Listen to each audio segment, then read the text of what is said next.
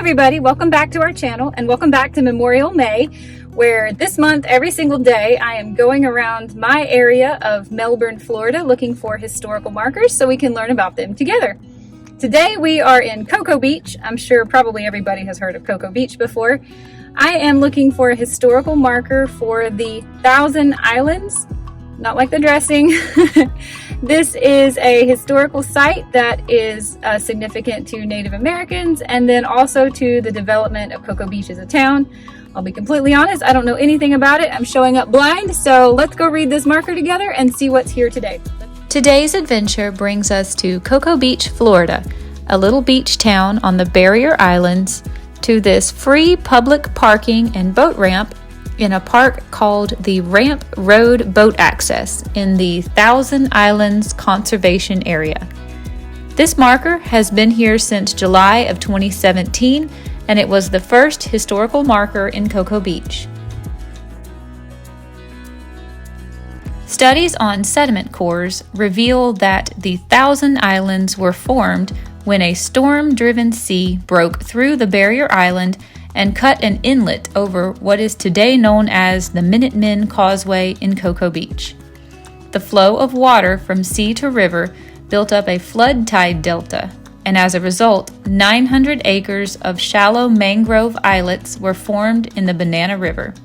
These many tiny islands became known as the Thousand Islands. However, there are only about 100 islands located here. The exact date of this event is unknown. Charts from the mid-19th century and older do not depict the Thousand Islands. However, this might be due to lack of detailing. On the other hand, it has been estimated also that this flooding could have occurred as much as 2,000 years ago. The Cocoa Beach area was surveyed in 1876, and it appears identical to 1951 aerial photographs, so it definitely happened prior to 1876.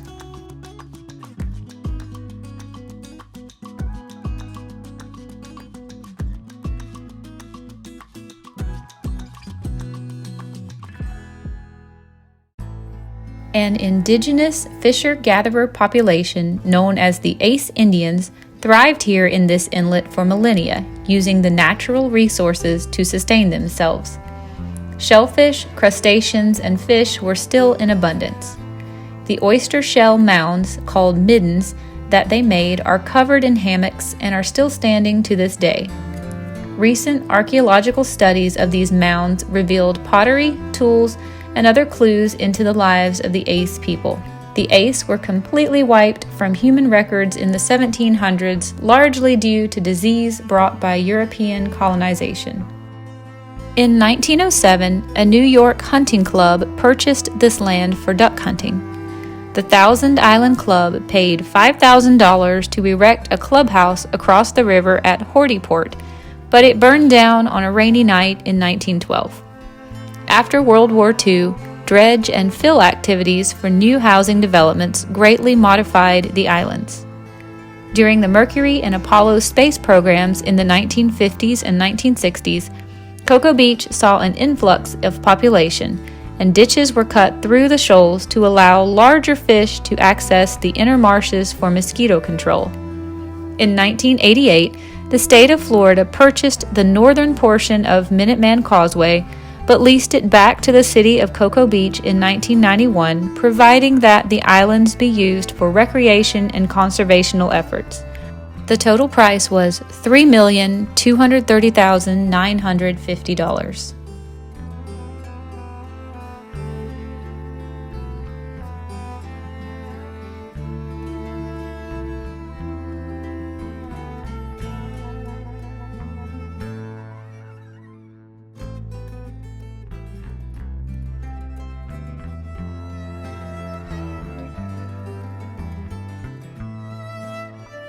The Thousand Islands Conservation Area is a 338-acre site consisting of a group of natural, modified, and spoil islands located on the Banana River and in the Indian River Lagoon adjacent to Cocoa Beach. The area is home to a wide variety of wildlife, including storks, alligators and manatees, as well as rare and endangered tropical plants. With the exception of a short nature trail, all access to the islands is by boat. The short nature trail exists on the northernmost island known as North Crawford Island. The islands have many channels that provide great paddling opportunities. The primary access point is from Ramp Road in this park that I am showing you today.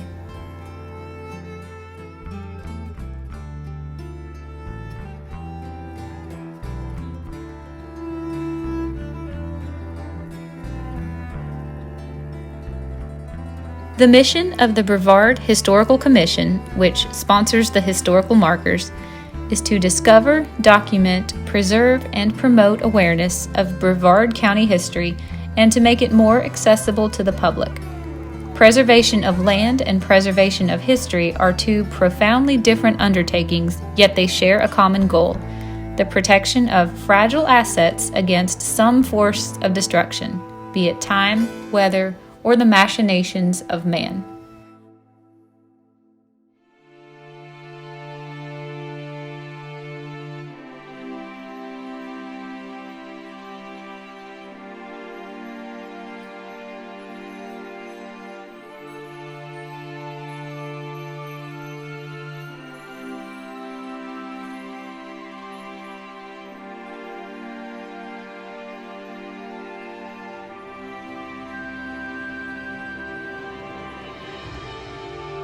If you go deep into the Thousand Islands in a kayak or on a paddleboard, all traces of civilization drop away. You'd be left alone with the hushed, pleasant dance of the dolphins, egrets, and butterflies. You're in a landscape not unlike the one the ancient people navigated thousands of years ago.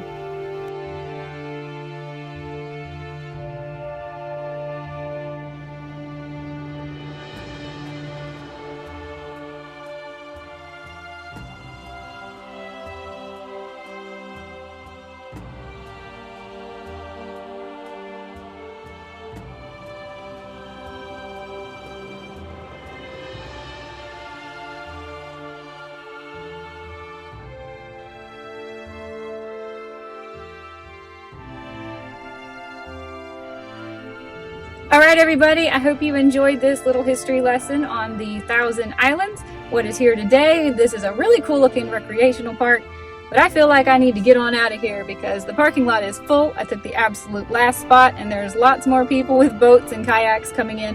What a great little park this is. There's so many kids. I tried very hard not to film any, but there are just dozens of kids out here today with their parents having a good time fishing. So I heard one of them say he found some type of a crab and they were all excited about that. We've got people out here with their dogs. Beautiful day, beautiful park. What a wonderful use of this space. I'm very excited to see they have some hiking trails. I was not expecting that, so I think I'm going to see if I can enlist a friend to come up here and hike them with me one of these days soon. But I hope you enjoyed seeing this park and learning a little bit about this area. I'll see you another day in another historical marker. Thank you for watching.